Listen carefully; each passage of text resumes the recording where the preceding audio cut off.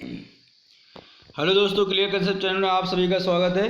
आज मैं आप लोगों के लिए मौलिक अधिकार का वीडियो लेकर आया हूं, जिसमें आप लोगों को पूरा डिटेल से मौलिक अधिकार कराए जाएंगे, फंडामेंटल राइट्स जो हैं। इसलिए आप लोगों को पूरा वीडियो देखना है, लास्ट तक देखना है, क्योंकि यह पूरा वीडियो पूरी डिटेल से कराया जाएगा। जितने भी मौलिक अधिकार हैं उनके बारे में पूरा डिटेल से आप लोगों को समझाया जाएगा, इसलिए आप लोगों को ये वीडियो लास्ट तक देखना है। दोस्तों, क्लास स्टार्ट करते हैं। बात आती है मौलिक अधिकार की। तो जो मौलिक अधिकार हैं वो भारतीय संविधान के पार्ट 3 किस में रखा गया है? भारतीय संविधान के पार्ट 3 में रखा गया है। और आर्टिकल जो 12 से 35 तक, आर्टिकल 12 से 35 तक में इसको रखा गया है। किसको? फंडामेंटल राइट्स को रखा गया।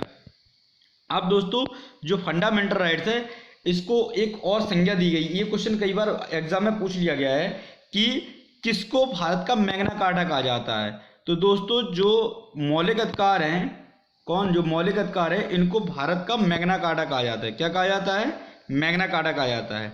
अच्छा दोस्तों, इसके बाद अब जब हमारा संविधान बना था तब उसमें कितने मौलिक अधिकार थे?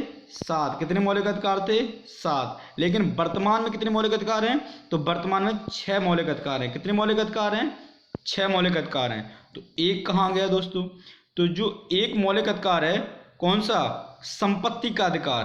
कौन सा? संपत्ति का जो अधिकार है, जो आर्टिकल 31 में था। किस में था? अनुच्छेद 31 में जो था संपत्ति का अधिकार, उसको 44वें संविधान संशोधन 1978 का, 44वें संविधान संशोधन में 1978 में हटा दिया गया है मूल अधिकारों से। और क्या किया गया इसका? तो दोस्तों, पार्ट 12, ये तो भाग 3 में, लेकिन इसको क्या कर दिया? भाग 12, संविधान के भाग 12 आर्टिकल 300A में कानूनी अधिकार बना दिया गया। क्या बना दिया गया है? कानूनी अधिकार बना दिया गया है। ये क्वेश्चन कई बार आया है कि जो संपत्ति का अधिकार है वो किस संविधान संशोधन के द्वारा हटाया गया है? तो 44वें संविधान संशोधन के द्वारा हटाया गया है। और दोस्तों, वह किस सन में हटाया गया? तो 1978 में हटाया गया है। किस आर्टिकल में था? 31 में था। अब किस में है? तो वो 300A में है। ये आपको पूरी जानकारी मिल जाती है। इसके बाद आती है दोस्तों, अब आप लोगों को पूरा डिटेल से बताऊंगा कि जो मौलिक अधिकार हैं, कौन कौन से मौलिक अधिकार, 6 मौलिक अधिकार कौन कौन से, किस आर्टिकल में रखे गए हैं और उनके बारे में क्या कहा गया है संविधान में। ठीक है दोस्तों, तो पहला अधिकार आता है समता का अधिकार। कौन सा आता है? समता का अधिकार। समता का अधिकार पहला आता है, समता का अधिकार। उसके बाद दोस्तों, ये किस में रखा गया है? ये आर्टिकल 14 से 18 तक में रखा गया है। किस में रखा गया है? 14 से 18 तक में रखा गया है। कौन सा? समता का अधिकार। ठीक है दोस्तों, उसके बाद आता है दूसरा, स्वतंत्रता का अधिकार। कि कौन सा? स्वतंत्रता का अधिकार, जो अनुच्छेद 19 से 22 में रखा गया है। किस में रखा गया है? अनुच्छेद 19 से 22 में रखा गया है। कौन सा? स्वतंत्रता का अधिकार। उसके बाद दोस्तों आता है तीसरा, शोषण के विरुद्ध अधिकार। कौन सा? शोषण के विरुद्ध अधिकार। ये किस में रखा गया है? ये अनुच्छेद 23 से 24 में। किस में? अनुच्छेद 23 और 24 में रखा है। कौन सा? शोषण के विरुद्ध अधिकार। उसके बाद दोस्तों आता है धर्म की स्वतंत्रता का अधिकार। कौन सा? धर्म की स्वतंत्रता का अधिकार। ये किस में रखा गया है? 25 से 28 में। किस में रखा गया है? अनुच्छेद 25 से 28 में कौन सा रखा है? धर्म की स्वतंत्रता का अधिकार। उसके बाद दोस्तों आता है पांचवा, संवैधानिक संस्कृति और शिक्षा संबंधी अधिकार। कौन से? संस्कृति और शिक्षा संबंधी अधिकार। ये किस में रखा गया है? अनुच्छेद 29 और 30 में रखा गया है। कौन सा? संस्कृति और शिक्षा संबंधी अधिकार। इसके बाद बात आती है दोस्तों संवैधानिक उपचारों का अधिकार। कौन सा है? संवैधानिक उपचारों का अधिकार। ये कौन सा? छठा है। ये किस में रखा गया है? आर्टिकल 32 में रखा गया है। किस में रखा गया है? आर्टिकल 32 में किसको रखा गया है? संवैधानिक उपचारों के अधिकार को रखा गया है। अब दोस्तों, मैं आप लोगों को डिटेल से बताता हूं कि किसमें क्या रखा गया है। ठीक है दोस्तों, तो अब बात आती है कि पहला आता है समता का अधिकार, जो आर्टिकल 14 से 18 में रखा गया है। तो उसमें क्या किया गया? पहले बात आती है दोस्तों, पहले जो 12 और 13 है इसमें क्या किया गया है, तो उसमें आप लोग जान लीजिए।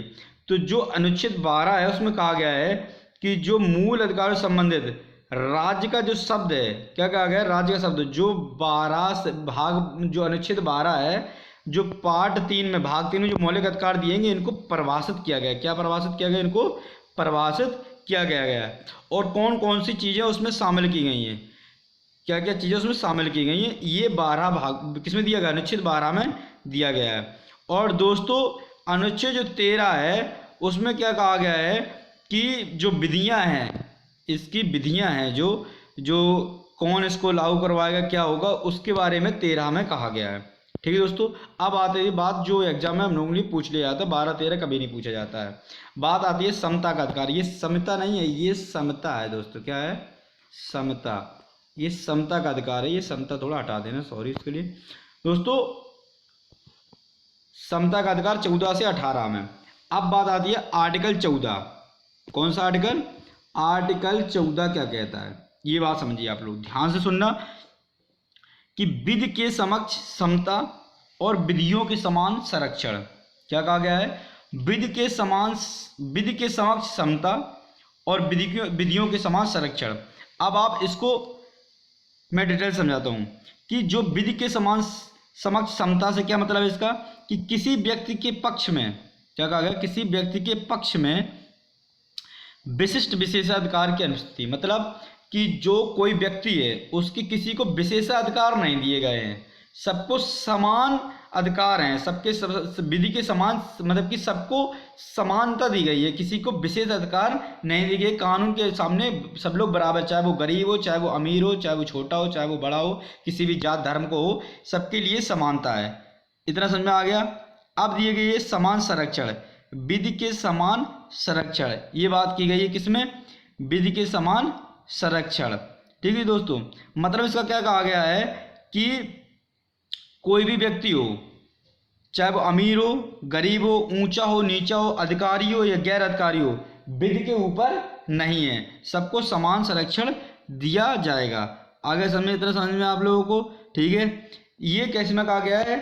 14 में कहा गया है। किस में कहा गया है? 14 में कहा गया है। लेकिन जो विधि के समक्ष क्षमता है वह कुछ मतलब कि अधूरा, उसमें कुछ मतलब कि इस तरीके की आलोचना भी हुई थी संविधान में जब ये बनाया गया था कि उसमें कुछ राष्ट्रपति और राज्यपालों को कुछ शक्तियां दी गई थी, कुछ शक्तियां प्राप्त थी। ठीक है, वो मैं आप लोगों को राष्ट्रपति के जब वीडियो बनाऊंगा उसमें करा दूंगा। ठीक है, तो अभी इतना समझिए कि 14 में कहा क्या गया है, विधि के समक्ष समता और विधि के समान संरक्षण, ये 14 में कहा गया है। अब बात आती है दोस्तों किसकी? अनुच्छेद 15 की। किसकी? अनुच्छेद 15 की। तो जो 15 है उसमें क्या कहा गया है कि धर्म, मूल, वंश, लिंग और जन्म के स्थान पर, जन्म के आधार पर किसी के साथ भेदभाव नहीं किया जाएगा।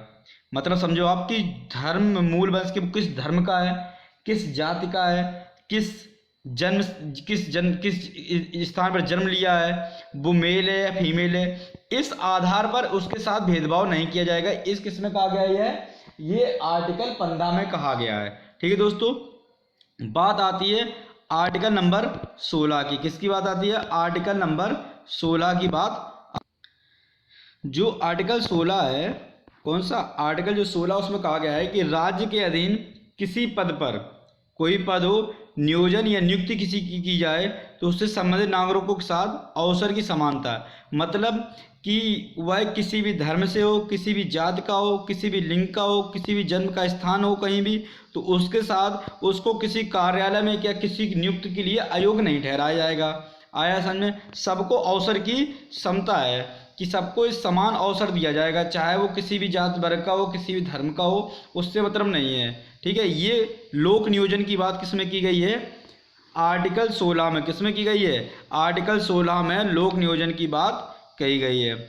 ठीक है दोस्तों। अब बात आती है किसकी?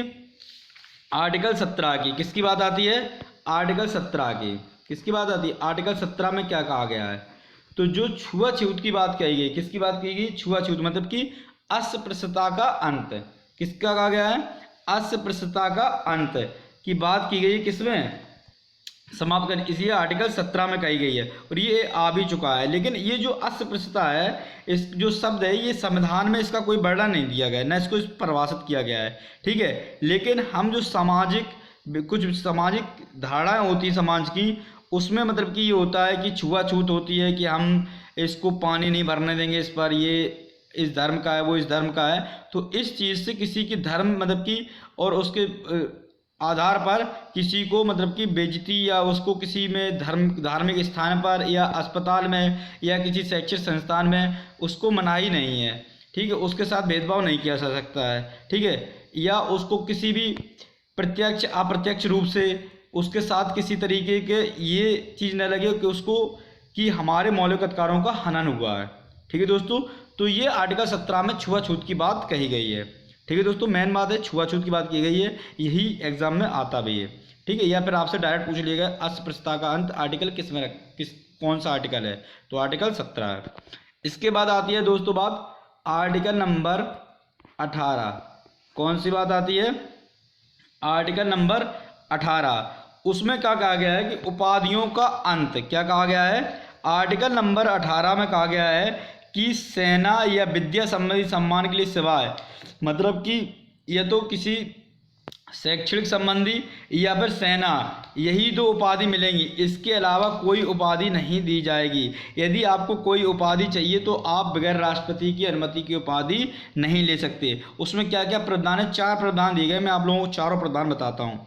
उसमें यह कहा गया है कि राज्य, सेना या विद्या संबंधी सम्मान के सिवाय कोई और उपाधि धारा प्रदान नहीं करेगा।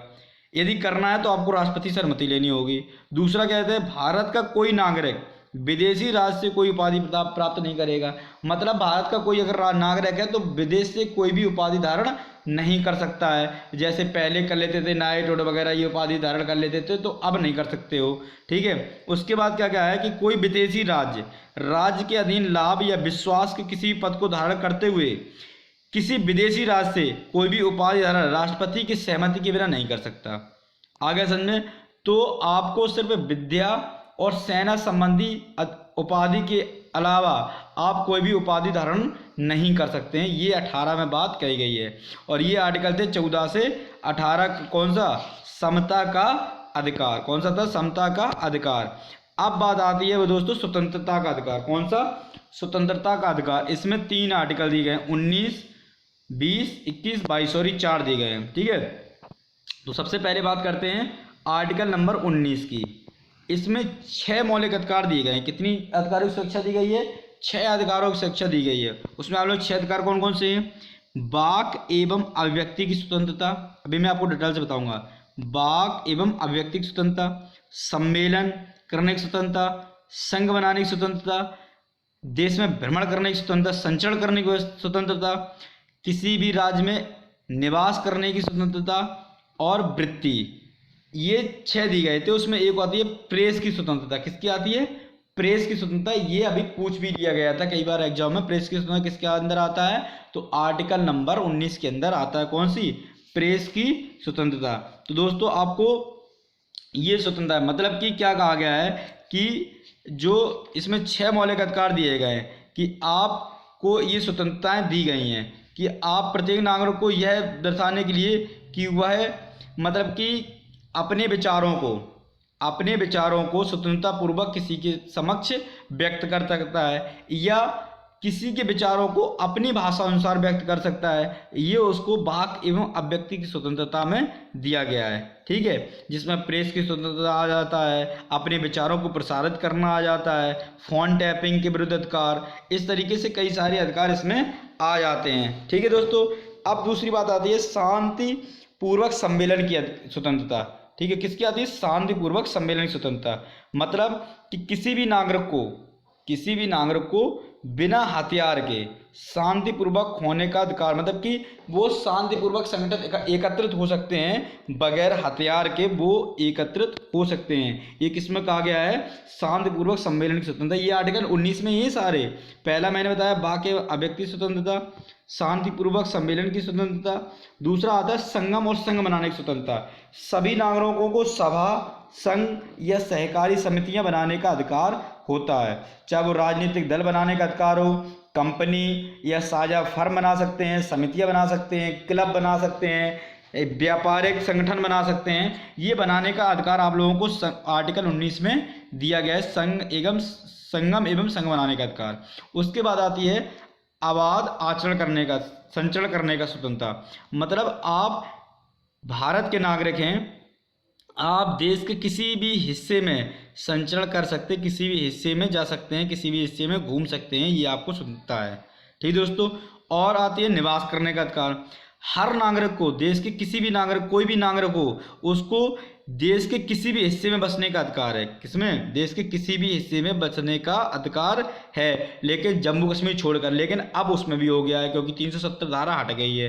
ठीक है दोस्तों, इसलिए तो निवास करने का अधिकार, व्यवसाय आदि की स्वतंत्रता है। ठीक है दोस्तों, तो ये बात आती है किसकी? आर्टिकल नंबर 19 की बात आती है। ये आर्टिकल नंबर 19 था, जो मैंने आप लोगों को पूरा डिटेल से करा दिया है। अब बात आती है किसकी? आर्टिकल नंबर 20 की। किसकी आती है? आर्टिकल नंबर 20 की। उसमें क्या कहा गया है आर्टिकल नंबर 20 में? अब इसमें बात आती है आर्टिकल नंबर जो 20 है, उसमें कहा गया है कि अपराधों के लिए दोष सिद्धि के संबंध में संरक्षण करने का अधिकार। मतलब कि अपराधों के लिए दोष सिद्ध, इसमें दो प्रावधान दिए गए हैं। क्या प्रावधान दिए गए हैं? दो, ये आप लोग जानिए कि कोई भी व्यक्ति जो है, किसी व्यक्ति अपराध के लिए तब तक सिद्ध दोष नहीं ठहराया जाएगा, तब तक दोष सिद्ध नहीं ठहराया जाएगा जब तक कि उसने ऐसा कोई कार्य करने के समय अपराध के रूप में आरोपित हो। आगे समझ में। और दूसरी बात उसमें कही गई है कि उससे अधिक शक्ति का भागीदारी नहीं होगा जो उस अपराध के लिए जाने के समय प्रवृत्ति के आरोपित किया जाएगा। ठीक है दोस्तों, मतलब कि किसी भी व्यक्ति को अपराध के लिए स्वयं अपने विरुद्ध साक्षी होने के लिए बाध्य नहीं, ये नहीं कराया जाएगा कि बाध्य कराया जाएगा ये तुम कहो कि हाँ मैंने अपराध किया है। तो इस तरीके से ये उसमें अनुच्छेद 20 में कही गई है कि आप उस पर किसी भी प्रकार का इस तरीके से बाध्य उसको नहीं कर सकते हैं। और दूसरा क्या कहा गया है कि किसी भी व्यक्ति को एक अपराध के लिए एक ही बार दंडित किया जाएगा। यदि आपने एक अपराध किया है तो आपको एक ही बार दंडित किया जाएगा। ये आर्टिकल 20 में कहा गया है। किसमें कहा गया है? आर्टिकल 20 में कहा गया है। अब दोस्तों बात आती है आर्टिकल 21 की। किसकी? आर्टिकल 21 की बात आती है। और आर्टिकल 21 में क्या कहा जाता है कि जो आर्टिकल 19 होता है उसमें कहा जाता है किसी भी व्यक्ति को उसके प्राण एवं दैहिक स्वतंत्रता से विधि द्वारा स्थापित प्रक्रिया के अनुसार ही वंचित किया नहीं जाना चाहिए। आगे समझ में कि मतलब प्राण एवं दैहिक स्वतंत्रता का अधिकार है, उसमें बहुत सारे अधिकार आ जाते हैं, जैसे कहीं स्वास्थ्य का अधिकार, आश्रय का अधिकार, जीवन रक्षा का अधिकार, मानवीय प्रतिष्ठा से जीने का अधिकार, किसी के साथ भेदभाव नहीं किया जाएगा। मैंने अभी पीछे बताया था आपको 15 और 15 में, ठीक है, अनुच्छेद 15 में। और 14 वर्ष की उम्र तक निःशुल्क शिक्षा का अधिकार, निःशुल्क कानूनी सहायता का अधिकार। जैसे आप लोगों से कभी कभी ले लिए जाते पैसे कानूनी अधिकार के लिए, जो एडवोकेट वगैरह होते हैं, तो आपको निःशुल्क कानूनी सहायता का अधिकार है। हथकड़ी लगाने के विरुद्ध अधिकार, यदि ऐसा लगता है कि आपने कोई जघन्य अपराध नहीं किया तो आपको जरूरी नहीं हथकड़ी डाली जाए। ठीक है दोस्तों। अमानवीय व्यवहार के अधिकार, आपके साथ अमानवीय व्यवहार होता है तो उसके विरुद्ध आपके पास अधिकार है। ठीक है दोस्तों, तो ये सब अधिकार हैं। बहुत सारे अधिकार आते हैं, 34 अधिकार हैं, उसको मैं आपको एक बार डिटेल से और करा दूंगा। ठीक है, तो अभी आप समझ लो कि इसमें प्राण एवं दैहिक स्वतंत्रता के अधिकार में कौन कौन से अधिकार आते हैं। ठीक है दोस्तों, और इसमें क्या किया गया है कि एक अधिकार और जोड़ दिया गया है। किसमें? एक अधिकार एक इसी में आता है 21A, इसको जरूर पढ़ लेना क्योंकि ये कई बार आ चुका है। 21A में 6 से 14 वर्ष, कितने? 6 से 14 वर्ष तक की उम्र के बच्चों के लिए निःशुल्क शिक्षा एवं अनिवार्य शिक्षा राज्य उपलब्ध कराएगा। राज्य की क्या ड्यूटी है कि 6 से 14 वर्ष के बच्चों के लिए निःशुल्क शिक्षा उपलब्ध कराएगा। ये आर्टिकल नंबर 45 राज्य के नीति निर्देशक तत्व में भी कहा गया है। ये राज्य की ड्यूटी है। जो राज्य के नीति निर्देशक तत्व है उसका मैं वीडियो बताऊंगा तो उसमें डिटेल से बताऊंगा। उसमें भी यही बात कही गई, 6 से 14 साल के बच्चों की उम्र के लिए निःशुल्क शिक्षा और अनिवार्य शिक्षा उपलब्ध कराएगा। ये राज्य की ड्यूटी है। और ये व्यवस्था कब की गई है, इसको जरूर कर लेना क्योंकि ये पूछ लिया जाता है आप लोगों के लिए कि ये 86वीं में कौन से 86th संविधान संशोधन कब हुआ था? 2002 में। ये 2002 में 86वां संविधान संशोधन हुआ था। उसमें यह कर दिया गया है, ये 21A में इसको रख दिया गया है। ये किसको रखे, ये मौलिक अधिकार बना दिया। पहले राज्य के नीति निर्देशक तत्व थे, अब ये किसमें मौलिक अधिकार, ये हमारा अधिकार हो गया है कि 6 से 14 साल के बच्चों को निःशुल्क शिक्षा दी जाए। ठीक है दोस्तों, तो ये इसमें कर दिया गया है। ठीक है दोस्तों, तो ये बात आती है कितनी, अनुच्छेद शिक्षा का अधिकार जो 21A में किया गया है। ठीक है दोस्तों, उसके बाद आती है किसकी बात, आर्टिकल 22, जो अनुच्छेद 22 है। कौन सा अनुच्छेद, आर्टिकल जो 22 है, बात आती है आर्टिकल 22 की। तो आर्टिकल 22 में क्या कहा गया है, ये बात मैं आपको बताता हूँ।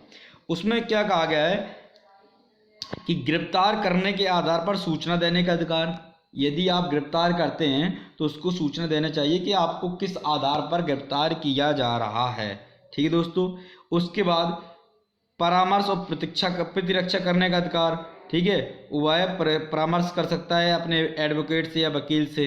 ठीक है, दूसरा कि उसको, जिस व्यक्ति को अधिकार जिसको गिरफ्तार किया गया है उसको 24 घंटे के अंदर, कितने, 24 घंटे के अंदर यात्रा का जो समय होता है, जैसे मान लो आपको गिरफ्तार कहीं किया गया और आपका जो कोर्ट है, जो जिला न्यायालय है, उसके वहाँ तक पहुँचने का समय मिलाकर 24 घंटे के अंदर मजिस्ट्रेट के सामने उसको पेश करना होता है। अगर समझ में, किसको, जिसको गिरफ्तार किया गया इस व्यक्ति को, उसको 24 घंटे के अंदर यात्रा का समय मिलाकर 24 घंटे में पेश करना होता है। आगे समझ में। और यदि दंडाधिकारी जो मजिस्ट्रेट होता है उसके मतलब कि उसके अगर पेश नहीं किया जाता है तो 24 घंटे के अंदर उसको रिहा कर देना चाहिए। आगे समझ में। ये बात किसमें कही गई है, आर्टिकल नंबर 22 में कही गई है दोस्तों। इसमें कही गई, आर्टिकल नंबर 22 में ये बात कही गई है।